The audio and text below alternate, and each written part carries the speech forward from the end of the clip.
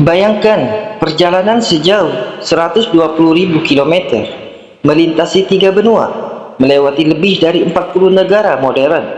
Itulah kisah Ibnu Battuta, seorang pengembara muslim yang melampaui batas geografis, budaya, dan waktu. Ibnu Battuta lahir di Tangier, Maroko pada tahun 1304. Nama lengkapnya adalah Abu Abdullah Muhammad Ibnu Battuta. Ia berasal dari keluarga Gadi atau hakim Islam, yang membuatnya memiliki pendidikan agama yang kuat. Namun, gairahnya bukan menjadi hakim, melainkan menjelajahi dunia.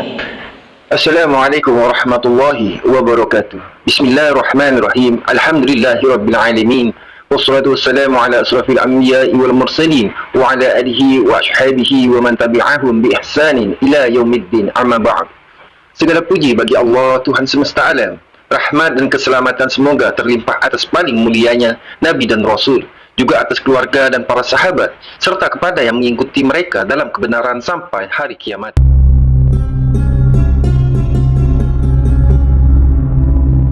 Ia memulai perjalanannya pada usia 21 tahun dengan tujuan menunaikan ibadah haji di Mekah. Tapi siapa sangka perjalanan yang dimulai sebagai ibadah ini berubah menjadi ekspedisi panjang selama 29 tahun. Perjalanan pertamanya membawa Ibnu Battuta melintasi Afrika Utara melalui Aljazair, Tunisia, dan Mesir. Di setiap kota, ia berinteraksi dengan ulama, pedagang, dan masyarakat setempat. Ia menyerap pengetahuan dan mencatat budaya serta tradisi yang ia temui.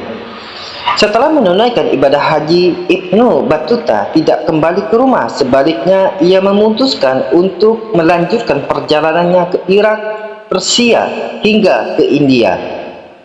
Di India, Ibnu Battuta diundang oleh Sultan Delhi, Muhammad bin Tughlaq, untuk menjadi gadi di kerajaannya. Namun, kehidupan di istana penuh intrik membuat Ibnu Battuta merasa tidak nyaman ketika ditugaskan menjadi duta besar ke Cina.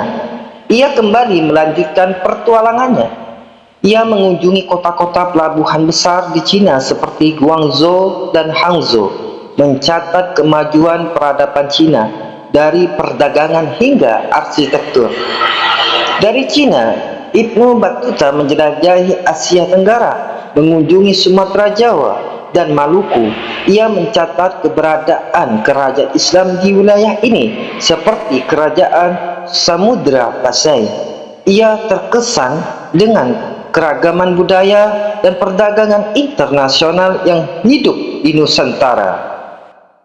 Setelah menghabiskan waktu bertahun-tahun menjelajahi Asia, Ibnu Battuta kembali ke Afrika. Ia mengunjungi Mali dan mencatat kemegahan kerajaan Mali di bawah kepemimpinan Mansa Musa.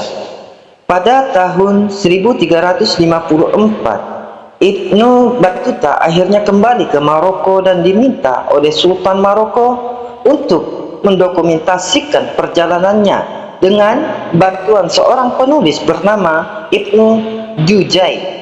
Ia menyusun karya yang dikenal sebagai Rihlah atau perjalanan. Karya ini menjadi salah satu dokumen perjalanan paling berharga dalam sejarah. Warisan Ibnu Battuta bukan hanya catatan perjalanan, tetapi juga pelajaran tentang keberanian, rasa ingin tahu, dan toleransi terhadap budaya lain. Meski ada yang mempertanyakan keakuratan beberapa kisahnya, tidak ada yang meragukan kontribusinya dalam memperkaya pengetahuan dunia. Ibnu Battuta adalah bukti nyata bahwa batas-batas geografis tidak dapat menghalangi semangat manusia untuk belajar dan bertemu dunia. Ia adalah simbol pengembaraan tanpa akhir melampaui waktu dan ruang. Jika Anda menikmati cerita ini, jangan lupa untuk mendukung channel ini dengan like, komen, dan subscribe. Sampai jumpa di kisah inspiratif berikutnya. Wassalamualaikum warahmatullahi wabarakatuh.